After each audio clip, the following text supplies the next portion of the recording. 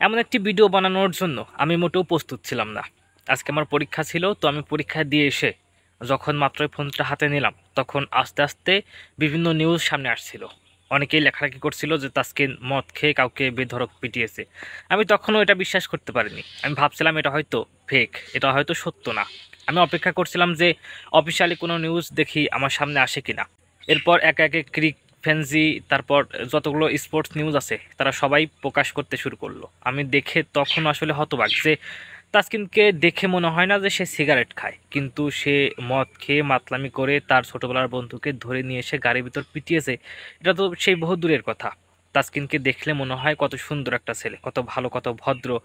Cigarette পর্যন্ত খায় না, মদ তো দূরে থাকে। কিন্তু সেই তাসকিন দেশের ক্রিকেটের সবচেয়ে গর্বের, যে এখন বর্তমান সময়ে যেই ছেলেটাকে বাংলাদেশের ক্রিকেট প্রেমীরা সবচেয়ে বেশি ভরসা করে, যাকে নিয়ে সবচেয়ে বেশি গর্ব করে, সে হচ্ছে তাসকিন আহমেদ।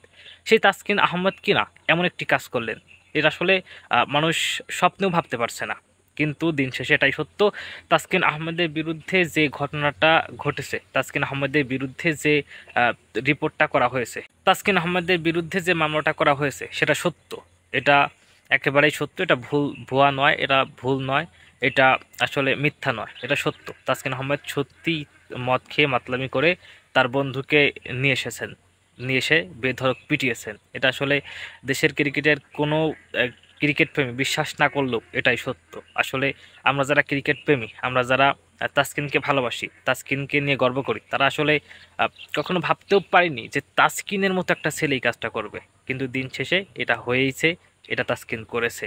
যদিও এখনো পর্যন্ত বিসিবি থেকে তাসকিনের বিরুদ্ধে কোনো প্রকার অ্যাকশন নেওয়া হয়নি। বিসিবি তদন্ত কমিটি গঠন করেছে, তদন্ত কমিটি তদন্ত করছে।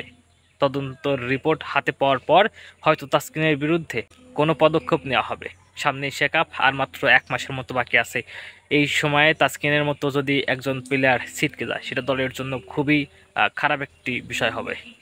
দেখা যাক বিসিবির পক্ষ থেকে কেমন অ্যাকশন আসে।